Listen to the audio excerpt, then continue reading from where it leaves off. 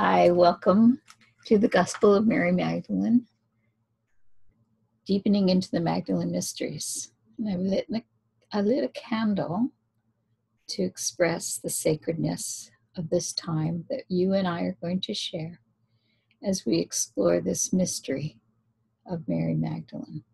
So blessed be. This has been an amazing journey for me that I did not even realize what would come of it as I began this journey. I was very shocked when I discovered that there was a Gospel of Mary Magdalene. I'd never heard this before. And I couldn't believe that it wasn't out there and known to people. And then I picked it up and tried to read it, and some of it didn't make sense to me. And so I decided that what I needed to do for myself was to join with a group of people and very slowly and methodically go through it, even though it's only 18 pages long in the actual pages of fragments that we actually have of the Gospel of Mary Magdalene. I took time with going through each section, sometimes a paragraph at a time, sometimes a page at a time with this group for a year. And what we would do is we would be able to do the research behind this particular page and what it was bringing forth, the ideas it was talking about. We were also able to create ritual around it so we could bring forth the greater healing, because there is a healing. In fact, throughout the Gospel of Mary Magdalene, she talks about, do you have the eyes to see and the ears to hear? And as I began to put my attention on just what is she saying here, just what is being taught here, suddenly I found myself opening to a greater truth and a greater experience. And I began having wonderful, mystical, synchronistic experiences, similar to the things that happened for her as well. So it was a very exciting time for me, this particular study. So I want to share with you kind of the basic summary of what happened and where we were led on this journey. And we will do it in the same fashion. We will do it once a month over the next 6 months, going very slowly and gradually. Although February, we were going to have 2 classes. So the next class will be at the end of February, and this is in 2018, and the 4th Tuesday of the month. And then from that point on, it'll be the 4th Tuesday of the month through into the summer. And so as we go forward, if you'll see on this front page, there's my website, thegospelofmarymagdalene.info, and magdalenegospel@gmail.com is how you can email me. Or this will be uploaded onto YouTube, so if you're watching it on YouTube, you could comment on YouTube, and I will be happy to reply to your comments.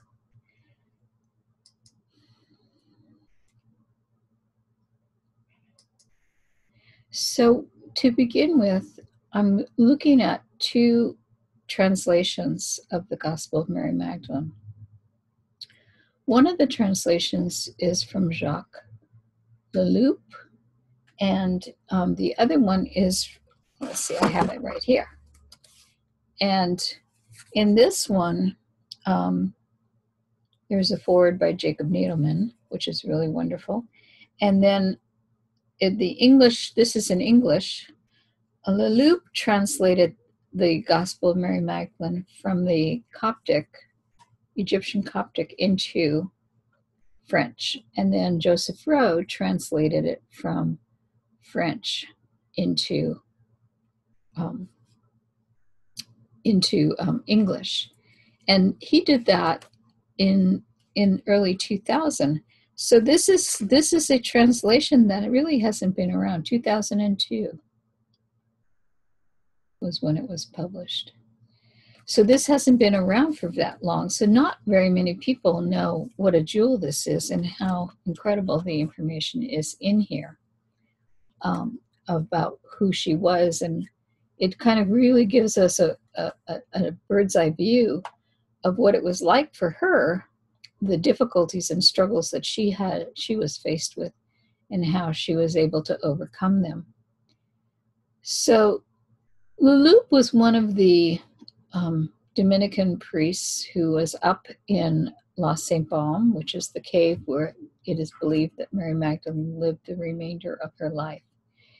And so he was always greeting the pilgrims who would climb up to the top of the mountain and go into the caves, and had a very deep understanding of the pilgrimage that people make to honor her and to emulate her and see her as a living demonstration of the power of the teachings that Jesus taught that were kind of suppressed, particularly because she was the one that really got them and understood them.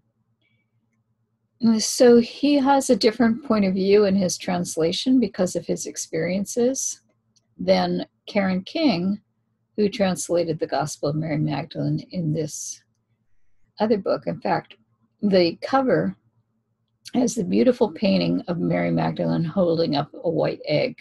And this is a painting that is in Grace Cathedral in San Francisco. And of course, the story about the white egg was that she was trying to explain to the disciples that she had just seen the risen Christ, and they wouldn't believe her. So this one story version is that she picked up the egg and held it in her hand, and she said to them, "This I'm sharing with you is the truth that he has risen." And while she's holding the egg turns red. But in the Protestant cathedrals, the egg is shown as white. You have to go to the Greek Orthodox, where they honor Mary as the apostle to the apostle, where you will see her holding a red egg. And of course, this is part of her suppression of not really honoring, although Pope Francis 2 years ago finally elevated her status to apostle to the apostle, which means that she is the head of the apostles, as rightly so, being who she was and what she had accomplished. So Karen King is a professor at Harvard Divinity School, the ministry, and so her Protestant point of view is still very much connected to how the Protestants perceive the relationship. It's the father-child relationship, the father-son idea. So what happens is the translation is skewed in that way. So she talks about us as the child and God as the father. Whereas the loop is really focused on this greater truth that we are all one with God. And in this realization of oneness, there is no male, female, young, old, and those are all dualities. And so it's just really understanding the oneness in our nature as being one with God. So the other thing that I found really interesting was at the same time that I had organized a group of people to go through the Gospel of Mary Magdalene very slowly, only, having 18 pages, not a lot. We just have fragments, basically, of information from her gospel. And so at the same time, I'm studying A Course in Miracles, and I'm noticing that when I go to my Course in Miracles class, it was like I'll be reading something and I'll go, oh my God, I just studied that in the Gospel of Mary Magdalene. There it was being mirrored, literally almost word for word, to in the Course in Miracles.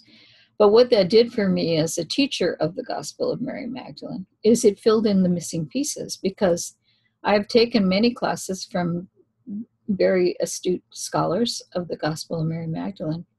And when they come to certain parts that don't quite make sense and they don't quite understand why or how she's saying this or that, they kind of just gloss over it and they don't really give a full explanation of it. because the explanation is really found in A Course in Miracles.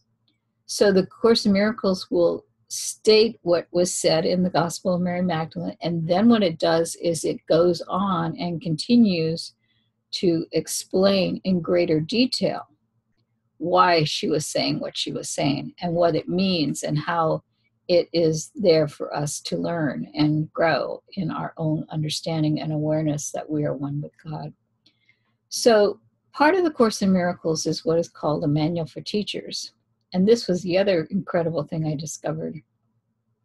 The manual for teachers says that there are those who have reached God directly, retaining no trace of worldly limits and remembering their own identity perfectly.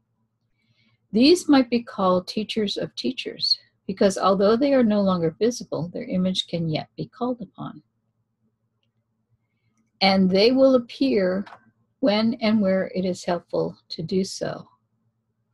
So that was really amazing, because as my world was open to the Gospel of Mary Magdalene, I met people who had had apparitions of Mary Magdalene appear to them.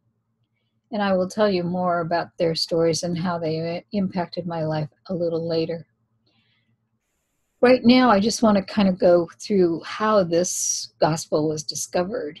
And it's an interesting story from a metaphysical point of view. It was unearthed in Achaemenid, Egypt in 1895.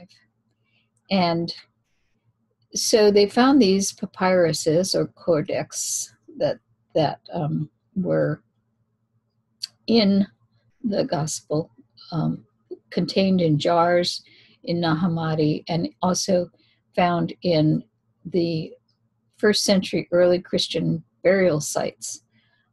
They found in the wall in Achaemenid fragments of the Gospel of Mary Magdalene.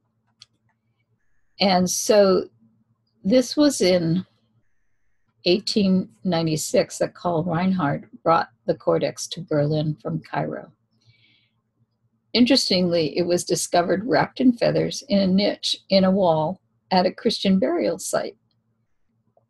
And it contained several of what they call the Nag Hammadi library of Gnostic texts. There are different Gnostic texts. So it wasn't just the Gospel of Mary Magdalene. But what I was curious was, why was it wrapped in feathers? Because that was very strange to me that it ended up being wrapped in feathers. And I didn't quite understand that. So, but you know, when you think about feathers, what are feathers? Feathers are what the duck uses for protection against water damage or water getting into the bird staying wet all the time when he's on the water. So it's a great way to preserve the text. And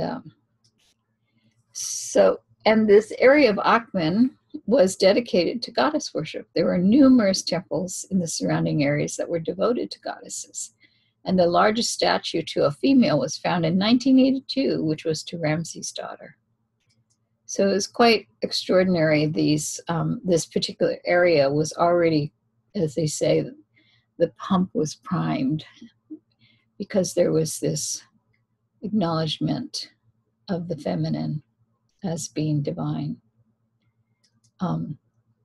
There was also here, discovered in the ruins, a wooden coffin that held a mummified body. And this was of one of the priestesses of Osiris in Aipu around 600 BC. So this was kind of really exciting, because Magdalene was truly a priestess, and that is what I have been felt led to call myself as well. And all it is it's a claiming of the truth of our divine nature. It's not to be done from an ego point of view, but to be done from a point of view of recognition that I am the divine lives and resides in me as peace, love, and joy, just like it does in you. The other thing that's interesting about this goddess area of Egypt is that there's the story in Egyptian folklore about the goddess Ma'at, which she has the feather of justice on her head. And the legend is that there's this way in which you can get into heaven, and the way that you can get into heaven is they weigh your heart at the time of your death against a feather. And if your heart is light as a feather, you get to go to heaven. Otherwise, the dog will eat you, your heart. So it's really suggesting to us that the consciousness had to be light as a feather. So this text has been around for thousands of years, but is only now coming to light because we finally have a consciousness that is light enough to receive it. And so we're now finding that these jars, well, of course, when the jars were found in 1945 and the text was taken to Berlin, the one about the Gospel of Mary Magdalene just sat on a shelf in the back. And this is the map showing you where the area is of Nag Hammadi with the red arrow on the Nile, the banks of the Nile. So, and these are the hills in which they discovered it. So the excavation of early Greek editions was also really interesting because the Greek language was often, at least ancient early Greek, was often the language of the papyruses that were written, and they found many fragments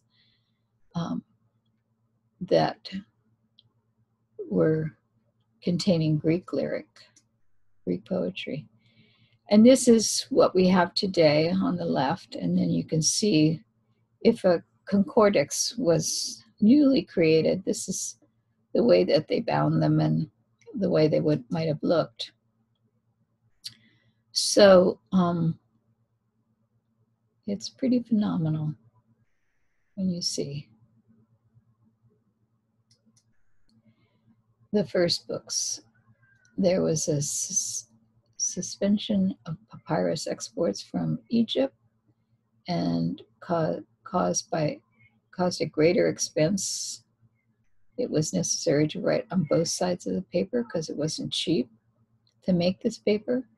And they used animal skins as well as papyrus.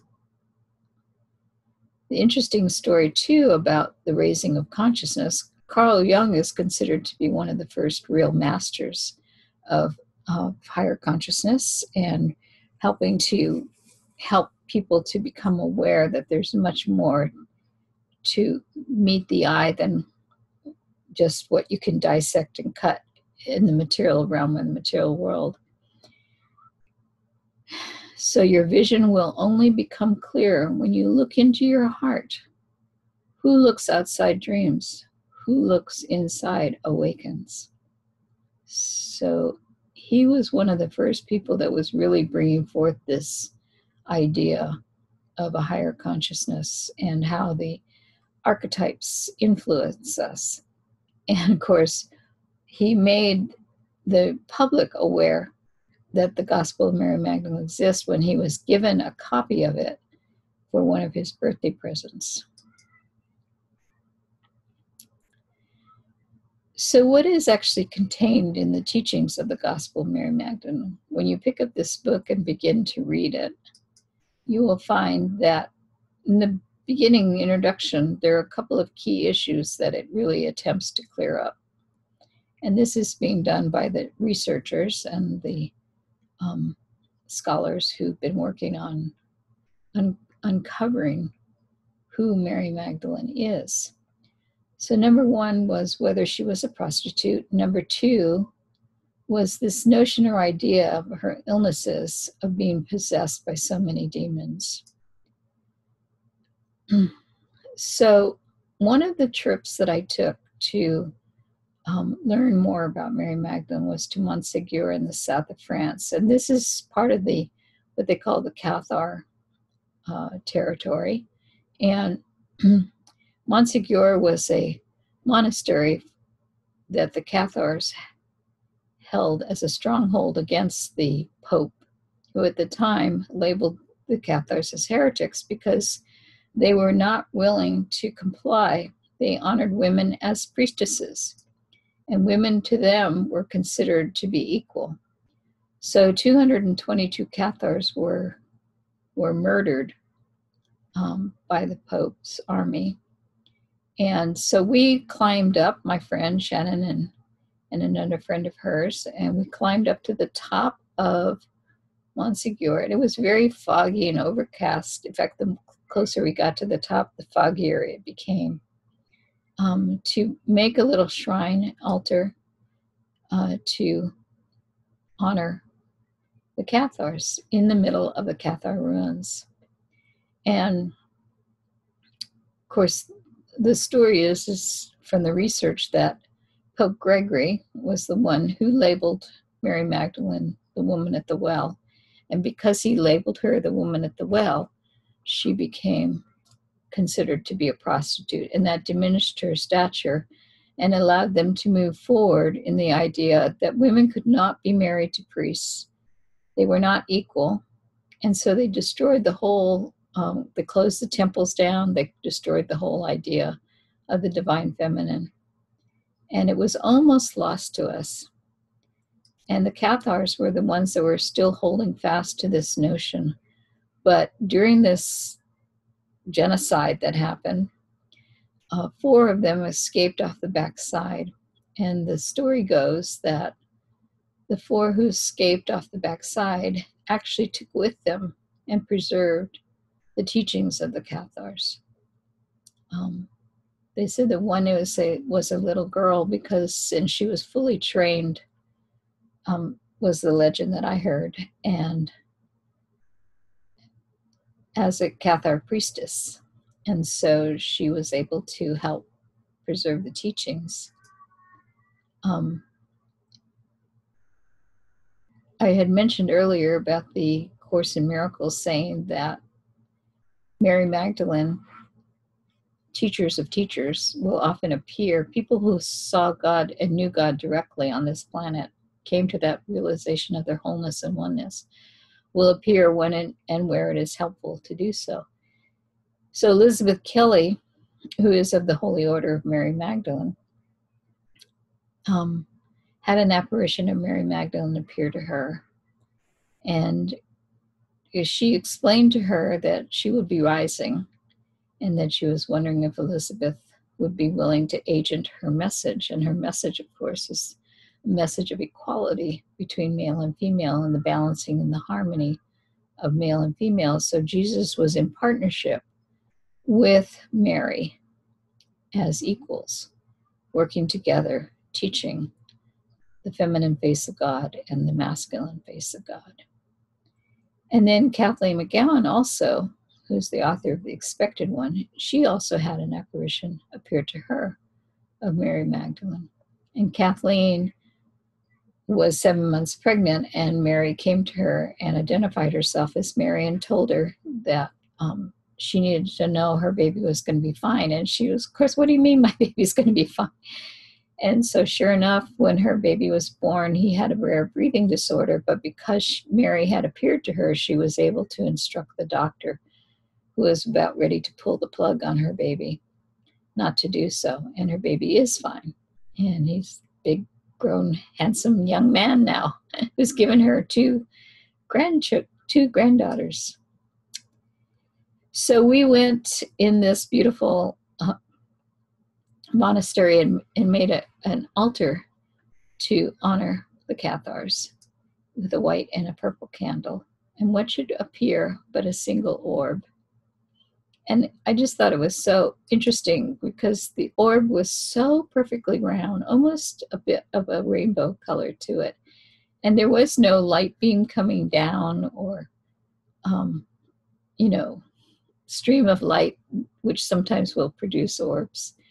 It was just, and usually orbs are like there's a whole bunch of orbs when there's an orb showing up in a picture, and this one was just like all by itself.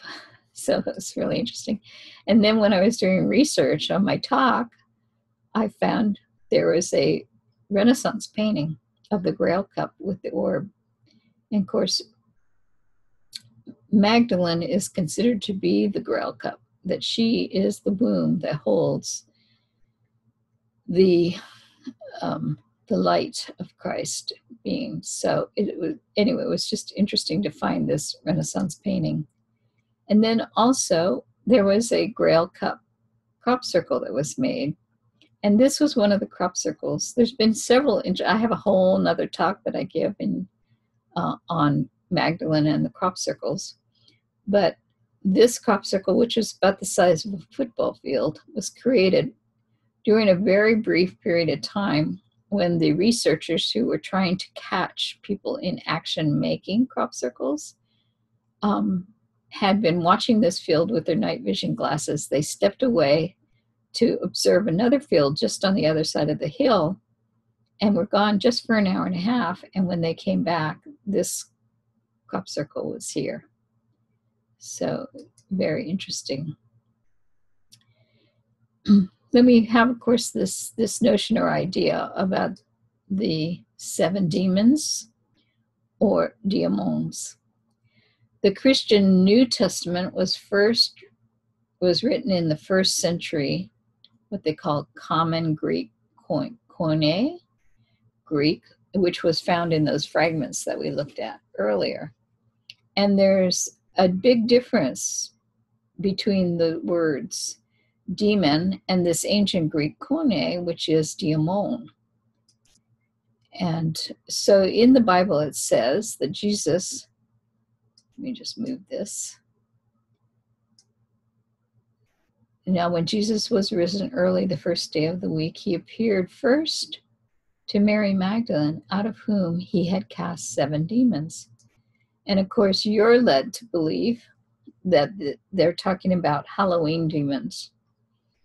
But this is not Halloween demons in the sense of what we knew, because we now know that it wasn't until the 12th century that the term demon was changed to something that was not good. The ancient Greek diamon, the word is for spirit or divine power. The Greek term does not have any connotations of evil or maleficence in the early coining fragments that were found. This term actually literally means good-spiritedness. It is a term for happiness. The etymology of it contains the words eu, good, and diamon, which is spirit. So the term later acquired its now current evil connotation in the Septuagint translation of the Hebrew Bible, and informed by the mythology of the ancient Semitite religions founded around the 12th century. So the Greco-Roman concept of daimon that passed into the Christian culture should be duly noted that the term referred only to a spiritual force, not a malevolent supernatural being. In other words, Halloween demons. So Jesus cast out, where the word is distribute, 7 demons. And in Webster's dictionary, it gives the etymology of diamon, the Greek word, in the verb form, which means to divide and to distribute. So the Greek word is to divide and to distribute. But what is he dividing? He is distributing a good-spiritedness, a happiness. Remember his first miracle of turning water into wine at the celebration, which is all about the juiciness of life. So interesting, she thought, you thought that she was possessed, did you? So in actuality, we see that she had been divinely inspired in the state of good spiritedness and happiness in his presence. So she's standing before him and she's meeting him. And he is knowing who he is, knowing that he is one with God, right? He is the master. And in his presence, she awakens. So there's the pearls down on the floor that are thrown before her. And remember, it says, do not throw pearls before swine, because she is not swine. She is the enlightened one. She is the one that recognized and opened her awareness, her presence open to the good spiritedness, the happiness. So she wasn't like she was a mentally ill person who was filled with Halloween demons. She was a person who was having an awakening that awakened every single one of her chakra centers in his presence. So, of course, there was a crop circle about this that was formed on her feast day. And her feast day is July 22nd. And you'll see the open crop circle images that represent each of the 7 chakras. So when you go through it, the top or crown chakra, when it's shut down, is closed to spirituality. But it's fully open, the antennas are up, they're taking in the 3 dimensions, Father, Mother, Spirit, Holy Spirit of God. The crown chakra and the consciousness is fully open and accepting of the wisdom, which therefore leads to a third eye that is not closed to intuition, but a third eye that is full of wisdom and intuitive knowing.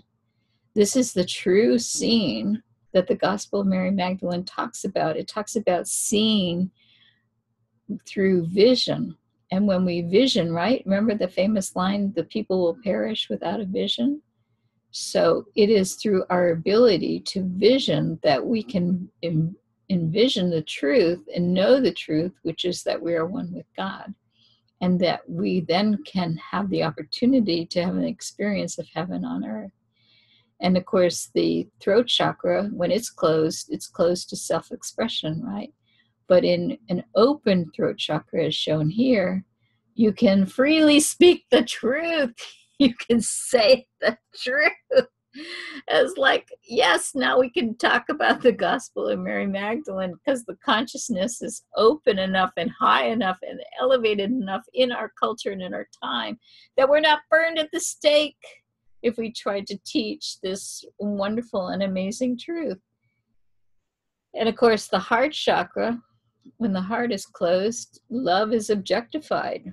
I love you because I need you. I want you. You're going to give me what I want, and you're going to fulfill me, and I feel half, and I'm not half until I have you, and therefore I need you to be what I want you to be for me. And of course, then you don't, and then you become go from being a special love to a special hate, and that's why so many marriages end in these horrible divorces, because people lose track and they're not connected to the greater truth, which is the agape love. And that's no special love at all. It's agape love is the love for all.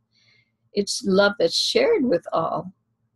And that is the greater spiritual love. And that is the love that Jesus and Mary had for each other. They recognized that they were both one in that love. And that love was inside of them, and they extended it and shared it. And of course, then the solar plexus, which is self-will power. So if you're in your self-will power, it's I got to get mine, and I have my power, which I impose on culture, time, place, to do it, rather than being spiritually empowered, which is a state of abundance. And it's the true power. In fact, in the 12-step programs, you often see that we're asked to pray and meditate to improve our conscious contact with God, praying for knowledge of our will for power, praying for knowledge of God's will for us. So rather than going with the self-will, we're going to God's will, which is a spiritually empowered will, and the power to carry it out. So when you're really connected to God's will, then you have all power to create, because you are literally co-creating one with God. So it's a much higher teaching. And then you go into the sacral chakra, which is closed down. It means that sex is an object, and you are the object of my affections, and you are special, a special love. And so, and women are objectified and demoralized because they are made into an object. Whereas in the awakened state, in the fully bloomed awakened state, then you have a sacred union of sexual bliss. So each are equal, and they're sharing and extending. Each are self-responsible for accessing their own inner nature, their own inner peace. It is my responsibility to find the peace of God in me. It is my responsibility to source my connection with the love of God. It's like I sought through prayer and meditation to improve my conscious contact. That is my responsibility to take that action. And then once I do that, then I can share it. And it's the shared union that allows me to enter into the sexual bliss of the agape love that is spiritually empowered and blessed. And then, of course, the last chakra, which is the root chakra, is closed. When it's closed, we're in a lot of fear. We're in survival mode. We're experiencing lack. And when that chakra opens, we are open to abundance. When we are open to sharing, because there's more than enough. And the actual act of giving and receiving is the same. So when I give something to you, there's no loss, because when it's sourced from the abundance of God, there is an extension of love that just continues on, and nothing stops. It is continued to share. And so you can see this full embodied state, open, wise, truth-telling, heart open, spiritually empowered, blissful, sacred union of total love and abundance, that there's no fear anymore. There's no fear of lack. There's no fear of limitation. It's the fully embodied state of consciousness that you are one with God. And that is what she achieved with him. So when she saw him at the cave, she was able to see the truth, because she knew the truth. She was able to recognize him, that he was in this higher state. So the true nature of the relationship is then outlined in the Gospel of Mary Magdalene, where people begin to realize that she was the one who had the ears to hear and the eyes to see. And there was this love and devotion that she had with him. There is also the question of whether they were married or not, and did they have children? And many scholars believe, according to Margaret Starber's research, that the wedding of Canaan might have been theirs.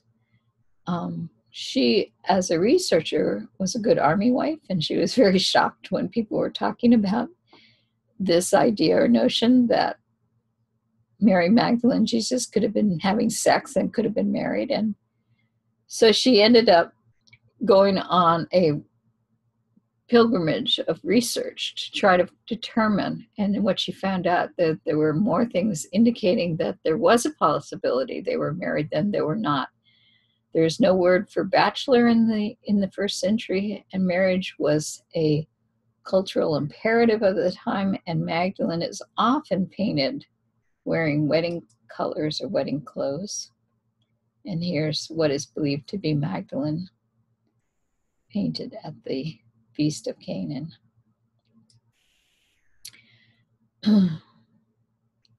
So in the Gospel, John chapter 20, Mary is crying at the tomb, and Jesus asks her, "Woman, why are you crying?" And that's where we see the first Greek word used in the description of woman or wife. Was Jesus actually addressing his wife in this particular passage? So Mary also called him Rabboni, a term that has greater intimacy and tenderness than a traditional word like rabbi. So those were other clues that she found. And then there was the famous painting where the Greek sentence was translated to "do not touch me," but it doesn't really give the true meaning of what is meant by this. There is a greater intimacy implied by the Greek language, and instead of receiving a tradition of the untouchable phantom Jesus, rather than that of Jesus who was a husband or a lover. So the interpretation is now more understood to be that she couldn't touch him because he was in his resurrected state of consciousness. He was in his light body. Judaism at the time also required rabbis to be married, and in order to procreate according to God's commandment, it was therefore highly unlikely that Jesus was married. And so more questions. Was she pregnant? Did they have a daughter named Sarah? Was there more than one child? Well, in Maria Saint Delmer in the south of France, here is Sarah, who lives in the crypt underneath the chapel, and she was considered a Black Egyptian slave child, but she was also thought to be the daughter of Magdalene and portrayed as the Black Egyptian slave child so that she would be protected. And so she came by rudderless boat with Mary and Martha and Joseph of Arimathea to the south of France in Les Sainte Marie Delmer, where there's a celebration on May 23rd, and the three Marys, Mary Magdalene, Mary Jacobi, and Mary Solomon, were supposedly arrived by boat with no oars in AD 42. And Margaret Starberg considered most probably she is a hidden offspring of the lineage of King David, whose hairs, once white as milk, are now black as soot. They are not recognized in the streets. And the name Sarah means princess in Hebrew. So, it's all still a mystery, but each of the four Gospels of the New Testaments tell the story of anointing that, done as literally a reenactment of the nuptial rites of ancient pagan fertility cults of sacred marriage. This is like the Heros Gamos. And women can't touch men unless there is this intimacy.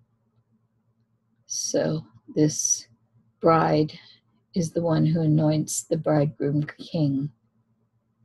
And so the likelihood of her being allowed to anoint him, and of course she anoints him with spikenard, which makes a lot of sense because spikenard is a sedative and he's about to be crucified. So the form of the sacred marriage, the Heros Gamos, between the king and the high priestess, this is the goddess of sexual love, Inanna, and fertility and warfare. So these were some of the points that Margaret Starberg is pointing out that leaves as like breadcrumbs that leave a trail that allow us to consider the possibility that she was married and that she was pregnant.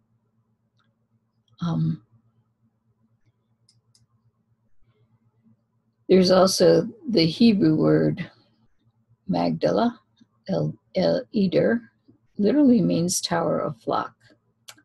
And then we have the towers that are associated with Magdalene. Rennes-le-Chateau also has a tower.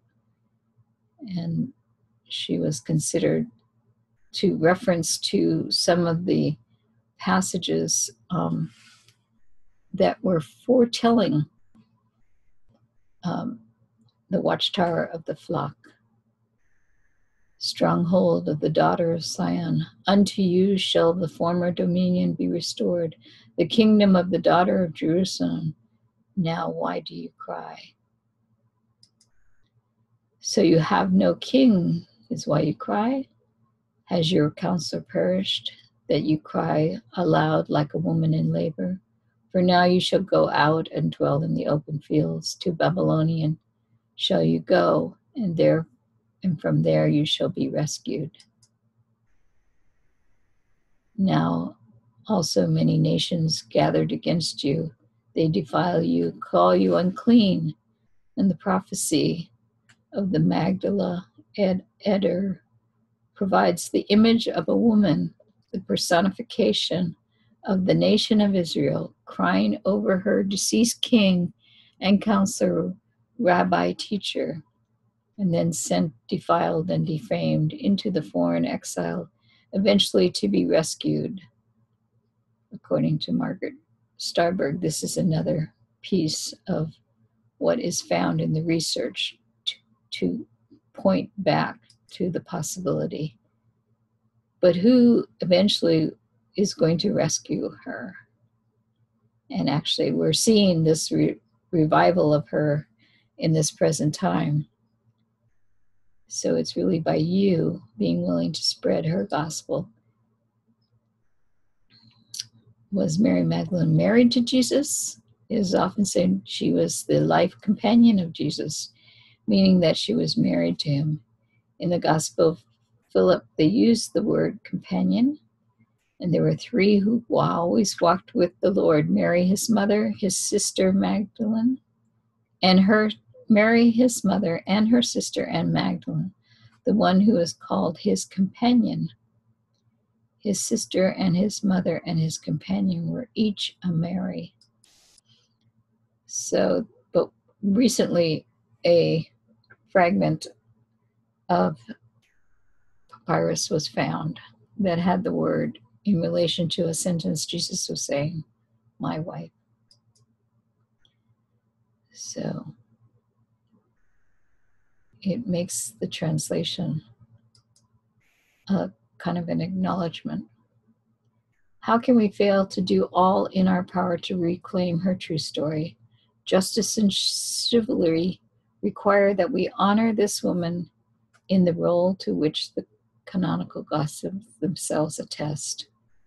So Margaret is just saying that there are passages speaking of the beloved queen of the Messianic king of Israel, and that this might be her.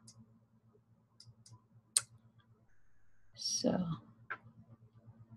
that is our wonderful story. And of course, we're going to go into many more stories where I will be actually showing you just how the Gospel of Mary Magdalene is mirrored in A Course in Miracles. And we'll go through each of the sections of the Gospel of Mary Magdalene in the upcoming courses.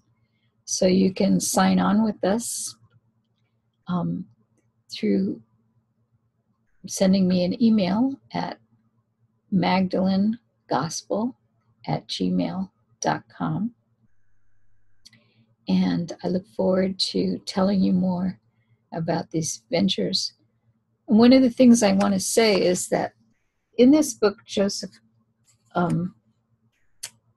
Rowe, who translated it, I had an opportunity to meet with Joseph because, as you can see, this is very dog-eared, and I've studied it quite at length and in a lot of detail with doing the research behind this. That is important to understand what exactly is being said here. And